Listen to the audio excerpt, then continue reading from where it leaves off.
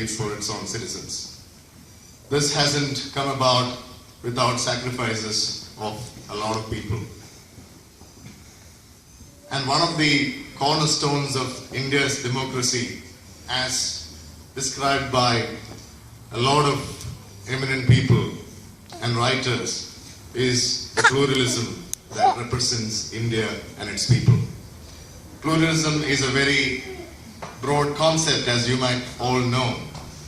And I think it's important to underline the essence of pluralism when we are here commemorating this Independence Day once again, because it underlines our democracy, it underlines our culture, it underlines our psyche, and underlines our being.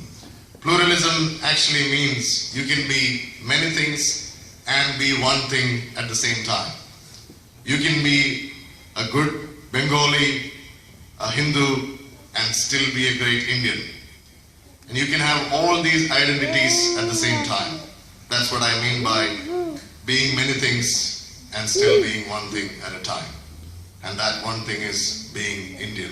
And that's our ultimate existence. That's our ultimate identity. And that needs to be preserved. And if that is not preserved, and if it's denied to anyone of Indian origin, I think we need to keep in mind that India denied to anyone could be the India denied to all of us one day. So it is imperative for all of us to make sure and make efforts as much as we can to make sure that India is not denied to anyone who rightfully deserves it. I think when I was thinking about a speech, a welcome speech, I was thinking, what sort of a speech should I deliver on this occasion? I shouldn't be talking about, should I be talking about the Indian independence struggle, the history? I think we have all heard that. We all know that. We have read that. And we have gone through that many times. I think what came to my mind was, what are the challenges that probably India faces? Having talked about pluralism, having talked about the strengths of Indian democracy, I thought about underlining the key challenges that face our democracy in preserving the underlying factors like pluralism. And I think we should be mindful of these challenges as overseas Indian citizens.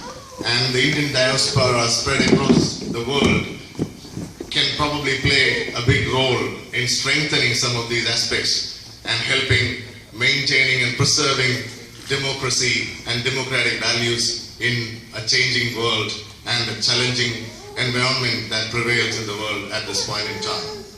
When I say the world is changing, I think it's a cliche to say that change is the only constant in this world. It has become a cliche. But I think even the definition of change is not constant. Even the meaning of change is changing on a day by day. So even change is probably not a constant. So we are living in a very dynamic world, to say the least. And the invasion of things like social media, be it the Twitter, the Facebook, the Googles and the Instagrams and whatnot, into our daily lives and the way it shapes our people's culture, thinking, especially the young children, when they are born, sooner than later, they get exposed to these tools and technologies which actually shapes the way they think. And to me, the way these things influence our mindset also influences our values. And it is also very important to understand how these things work in this world and how we can still align them with our values and traditions and the core values of our Indianness, that how can that be preserved is a big thing to think about.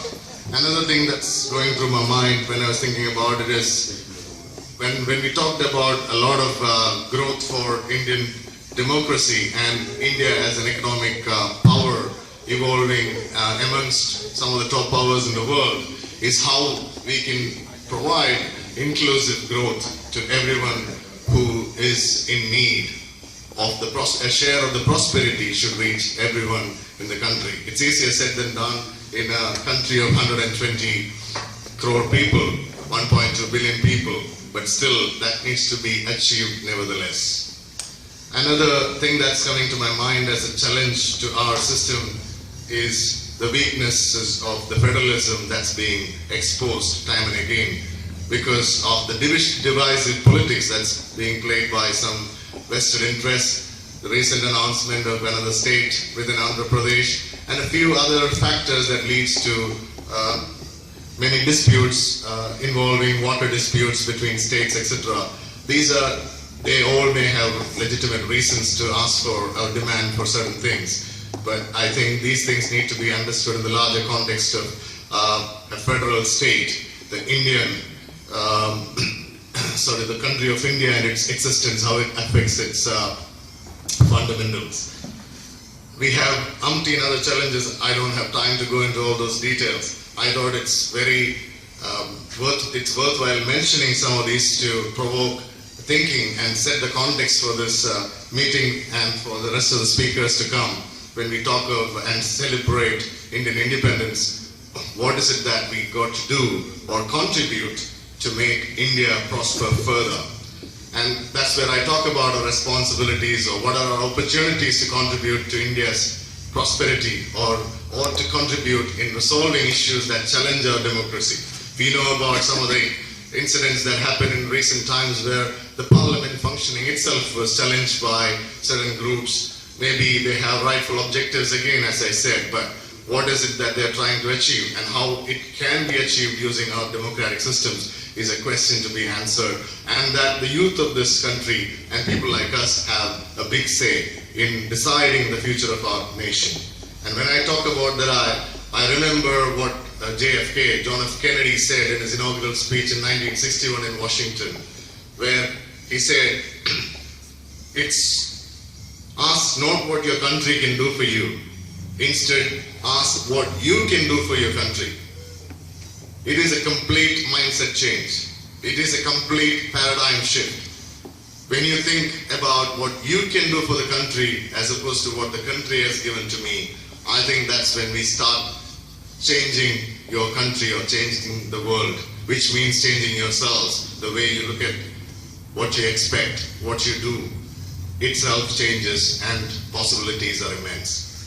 Let me not go any further into debating or deliberating on this complex subject, but I think I have at least established a few points and facts which needs further thinking inside our own minds and deliberations and actions to take India into the next millennium or into the future.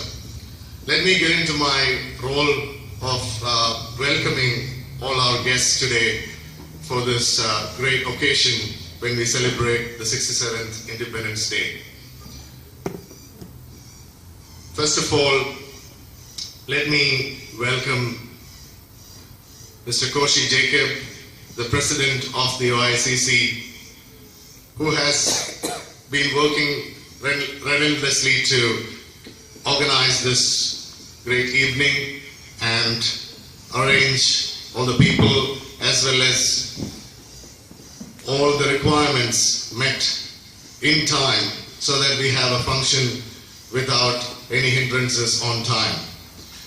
Mr. Koshi has been very assertive and vocal about the importance of organizing this function very close to the Day of Independence itself so that we make a mark in commemorating this great occasion as well as making a forum to think about what we need to do as further activities for the OICC Sydney chapter. Let me take this opportunity to formally welcome President Mr. Koshi Jacob to this August function. Let me welcome our chief guest today, Mr. Raj Datta. Raj is our councillor. I'm a member of the Stratfield Council. I'm a resident, I should say, of the Stratfield Council as well. And I personally know Raj. Raj is a councillor of the Stratfield Council from 2012. He is the first of the elected council members from first generation Indians, as per my knowledge.